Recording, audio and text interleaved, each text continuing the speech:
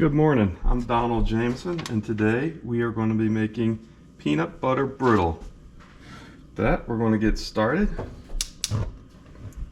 in my pot here, and I'm using a cast iron deep fryer, but you can use any type of like aluminum pan or whatever. Just make sure you have a good stout handle on it, and it's something when it gets very hot that you're going to be able to handle to do your pour out.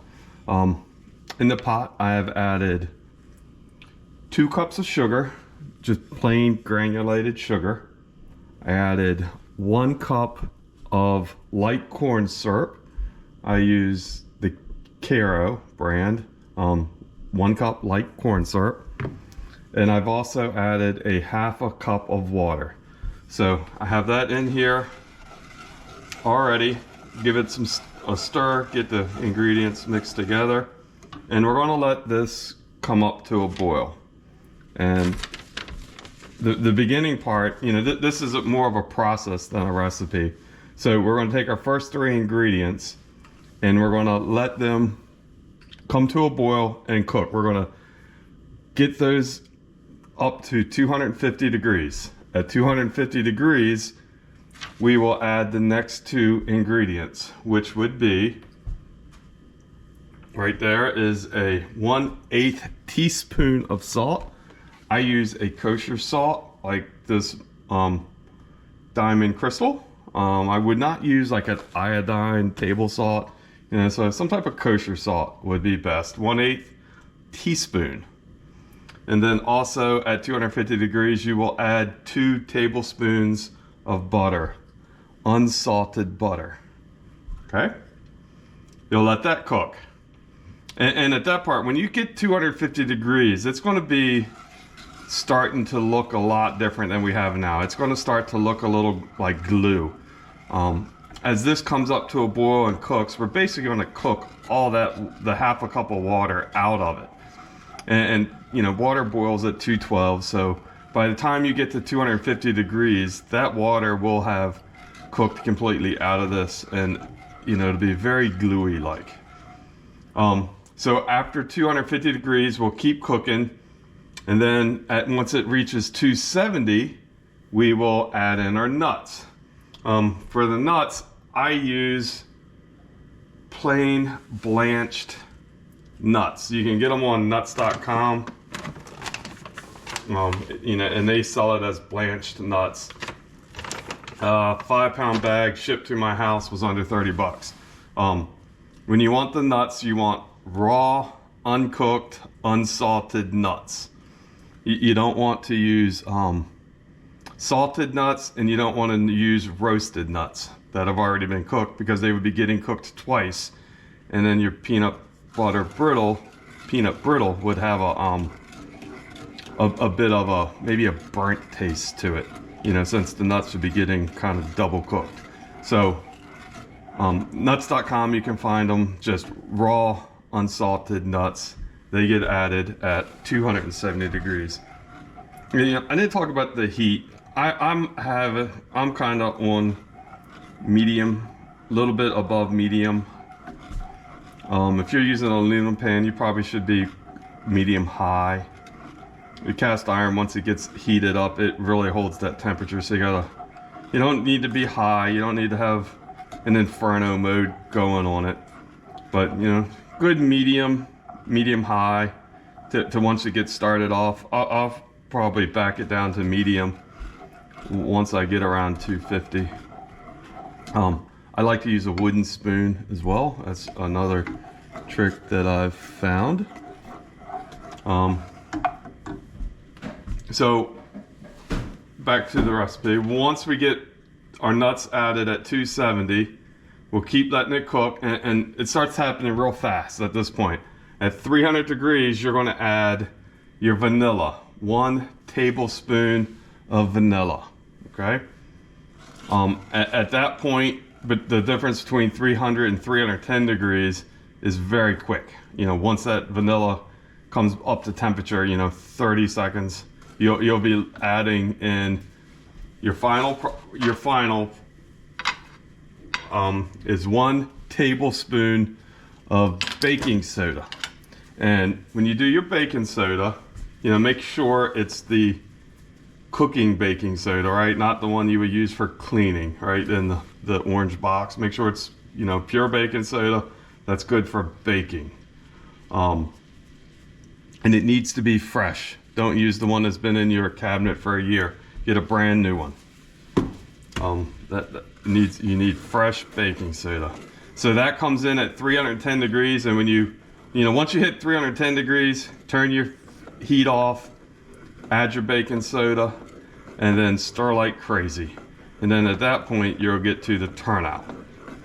All right, so once it starts coming up to a temperature, I have a thermometer that I'll add in as we get closer to 250 degrees, so I can measure these temperatures. You know, make sure you understand how to read your thermometer before you start. Once you hit these temperatures, it starts happening pretty fast. For your turnout pan, you know, I have two of them. I have one already prepped. This is my second one. You want to get them ready, and you know, you just want to butter them. You know, get them nice and buttered. I get about 1.5 of these for turnout for this recipe. So get them nice and buttered, all your corners.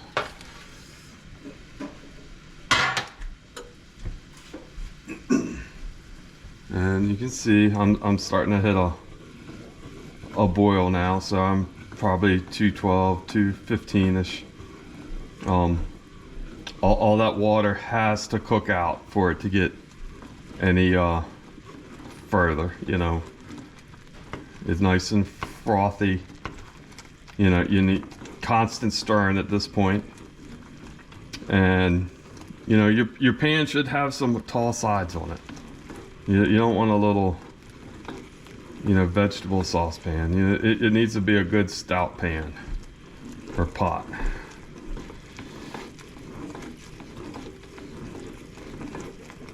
And we're just going to stir.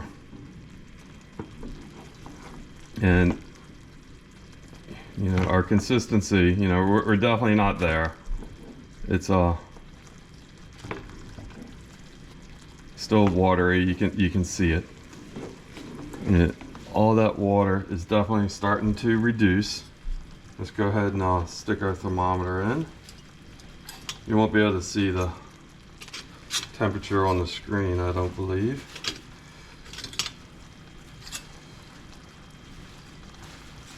Get this oriented around. All right. Right now I am right around 220. And it hangs at 220 for a bit. You know, it doesn't keep climbing up to 250. It'll sit there around 220, 225 and just cook. And just wait for that water to reduce and your sugar and everything to melt. Your sugar and your corn syrup.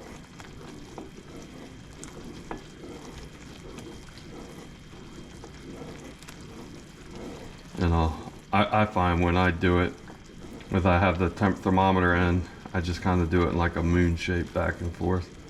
And it does a pretty good job of keeping it from sticking or not sticking.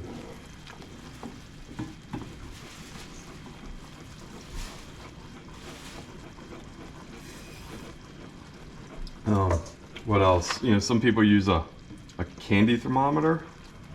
I just use a deep fry thermometer. As long as you have your, you know, it's accurate and you need your degrees, like, you know, in tenths, like every 10 degrees it's ticked off on your thermometer.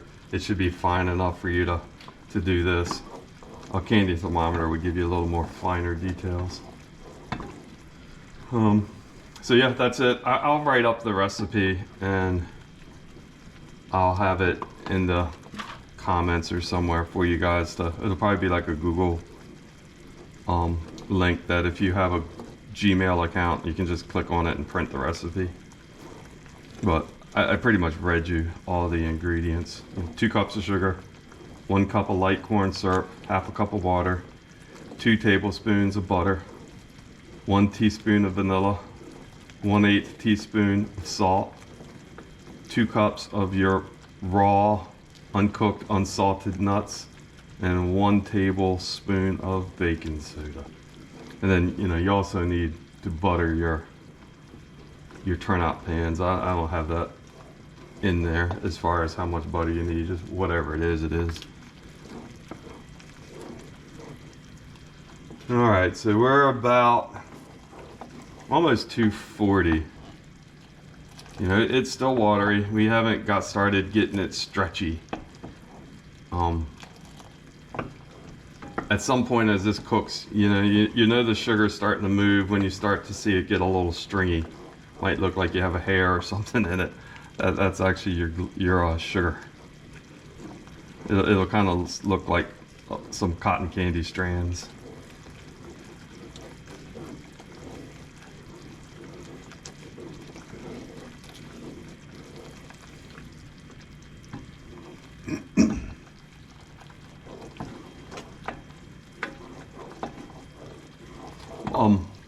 Something else that'll happen is, at 250 you add your butter and salt. At 270, when you add your nuts in, your temperature will drop. It'll probably drop back down to like 250.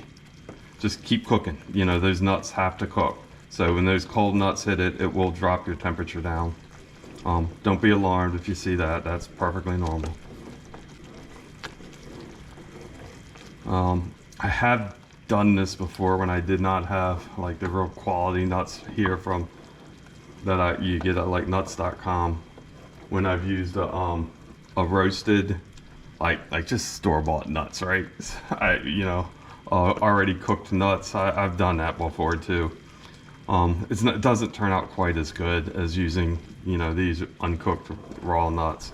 But if you do cheat and use like something you bought at the store, a roasted nut, especially if it's salted, eliminate your salt, and when you add your nuts, probably add it at like 280. So it just try to get a little less cook time on your nuts. Try to not get that burnt taste. But the recipe won't turn out as good if you use that. If you really, this recipe will make the best peanut brittle you've ever had. It was given to me, the process was shown to me by one of my mother's dear friends, and this was her recipe, and she pretty much perfected it. You follow these steps, you will have really good quality tasting peanut brittle. So we are almost on the 250 tick here, probably 245-ish, right in between 240 and 250. We are starting to get a little thicker. It's starting to get, you can see it's starting to change a little bit. The sugar is starting to get, you can see the water's cooked out, and it just looks a little bit different. It's still really bubbly. I don't know how much of this comes across there. And it's starting to look, a little bit like glue. All right. 250. Stir in the salt, stir in the butter. Okay, so we're good there. And keep stirring. And we're going to take it up to 270.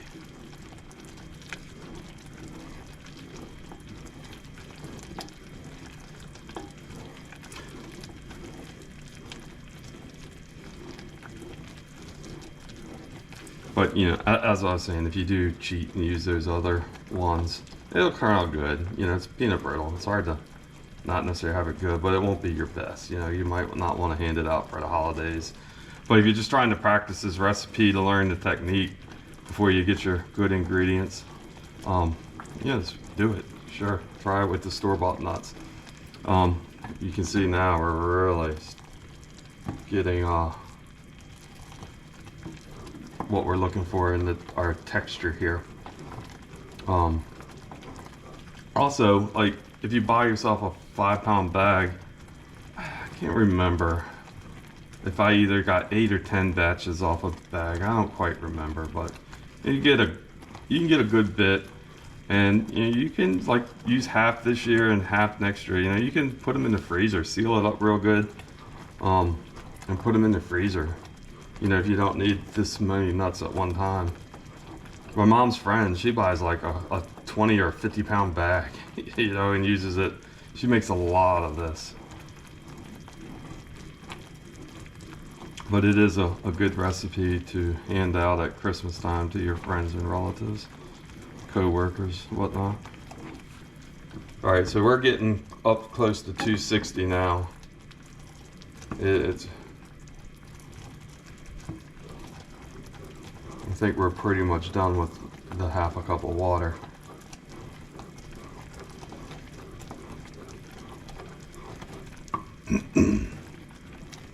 And you know, it's very white, right?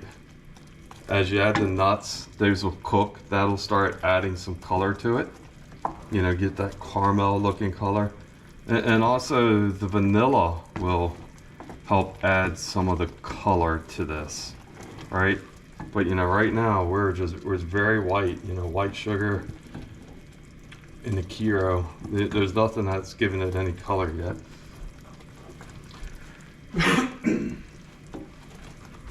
All right, we are past the 260 mark, pushing in on 270.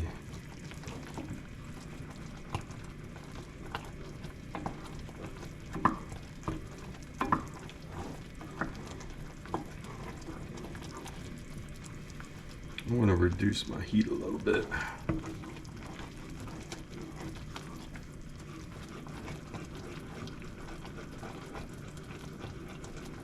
So, you know, now I'm off that medium high, just on a medium heat.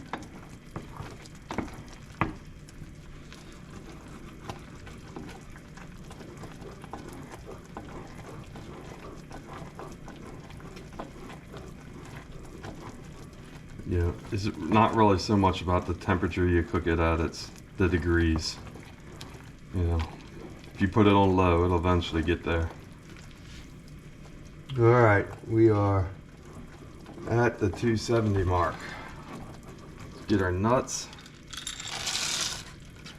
And another thing on your nuts, right? Your nuts should not have paper on them, right? You want the peeled nuts. I did not say that earlier.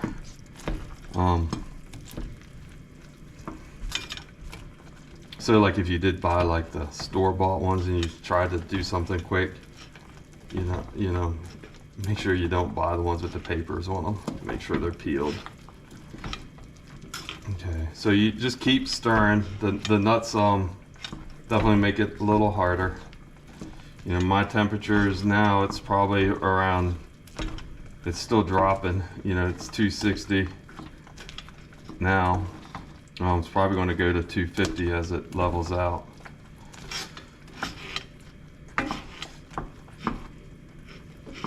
Sorry, yeah, no, yeah, it's 250. So that's very normal to see your. And I'm going to give it back a little bit of the heat there to get it back up to 270. It's very normal to see your temperature go down. That's part of the process. So we're going to let these nuts cook, and we're going to get up to 300 degrees, and we should start to see some color develop in our pan as these nuts roast in here. Maybe not roast, but cook.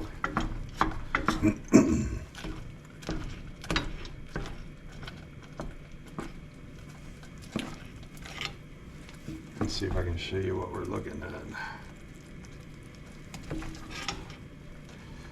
Okay, so we are almost back to the 270 mark.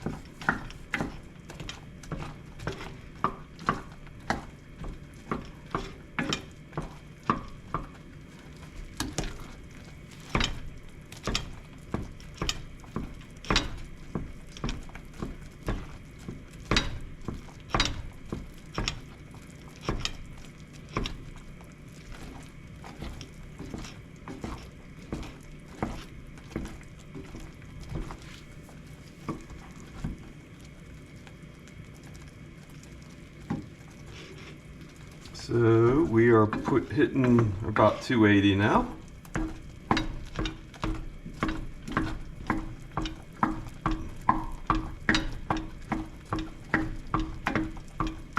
And I can see just a little bit of color coming in at that now.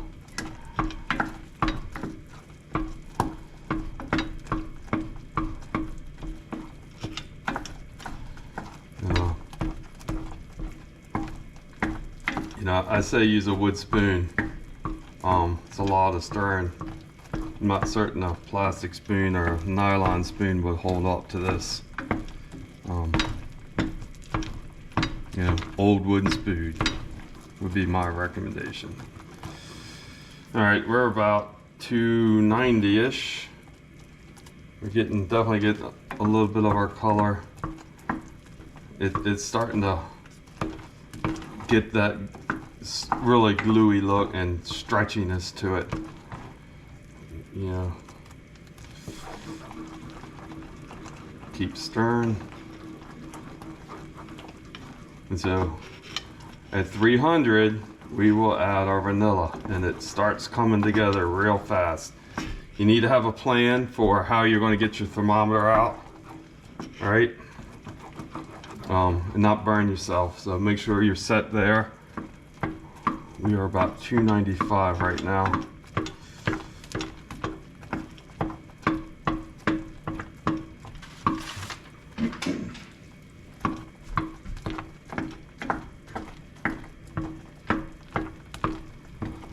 Okay, see, definitely got some color coming in here.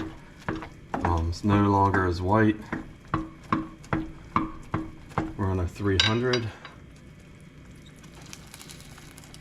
Add our vanilla.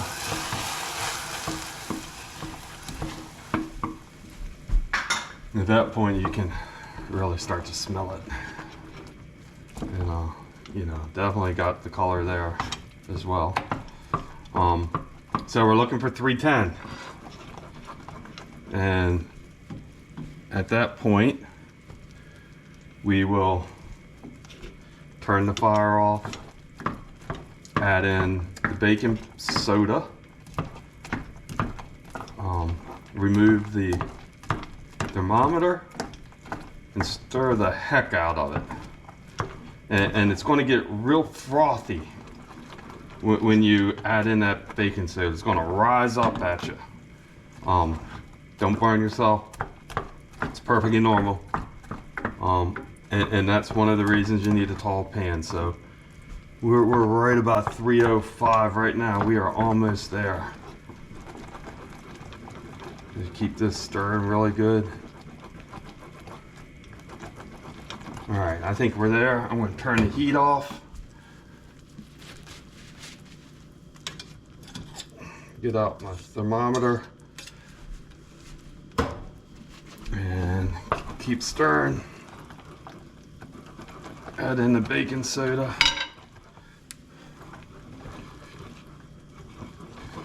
And you really stir aggressively. Get this really good because you're getting ready to turn it out here.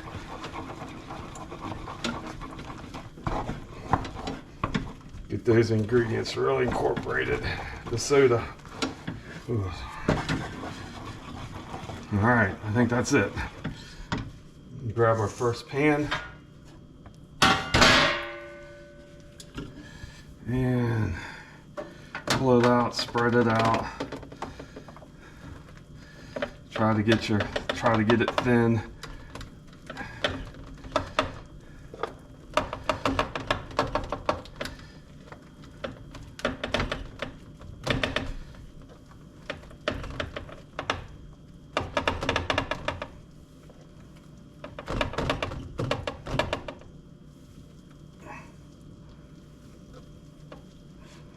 Okay, I think I got a pretty good pan here.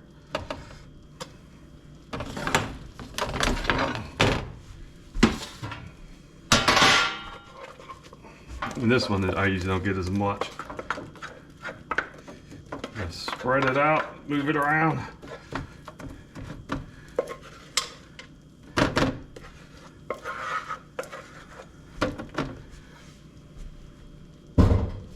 so it's good and sticky.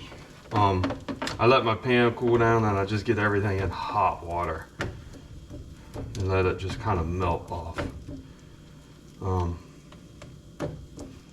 That's about the best time we get it. So there they are. Let these sit out here. It should give them 30 minutes to just cool off, and then at that point you can flex your pan a little bit, maybe tap on it with a knife and kind of break them up. We'll maybe come back to that point in about 30 minutes. I have done this if I have to do a second batch. 15 minutes is really all you need. Just give it time to harden and set. Couple other things. The longer it ages, the harder it gets. Watch your teeth. This is not a rock hard candy. I don't find it's extremely hard that my teeth are breaking every time I feel like I'm trying to chew it. It's a really good recipe for that. It's just not that rock hard stuff you get in the store. All right, so I'm going to hold it up here, and maybe we'll pick up in a shortly.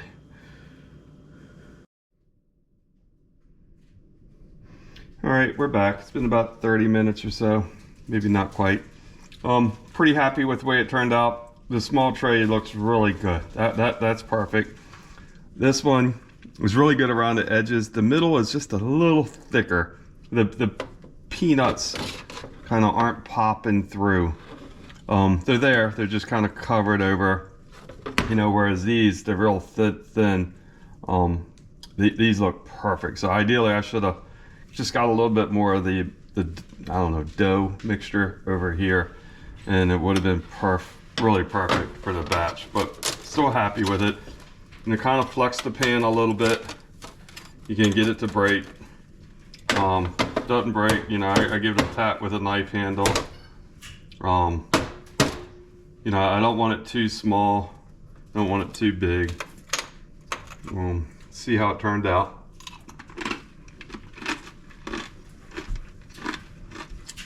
Good crunch, really good. You take the time, buy the really good quality nuts. It's the most important part of the process. Unsalted butter, fresh baking soda, a good quality vanilla. It's going to turn out really good.